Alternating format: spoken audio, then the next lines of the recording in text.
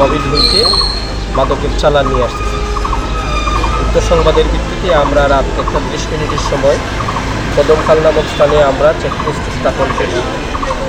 আমাদের চেকপোস্টের উপস্থিতি দেখে আসামিরা তাদের গাড়িটা রাস্তার পাশে পার্ক করে দ্রুত বেগে 4 জন আসামি হাওরের মধ্যে দিয়ে দৌড়ে ফেলা যায়।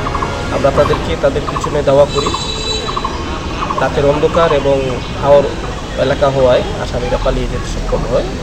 নগদে 500 টাকা বা তার বেশি পেমেন্টে পেতে পারেন ঢাকায় জমিসহ 20 কোটি টাকার পুরস্কার।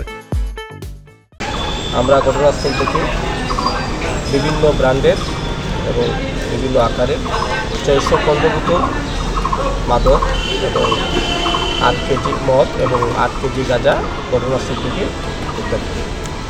আসামিদের বিরুদ্ধে গাড়িটাও জব্দ করা হয়। আসামিদের বিরুদ্ধে মামলা দায়ের করা হয়েছে।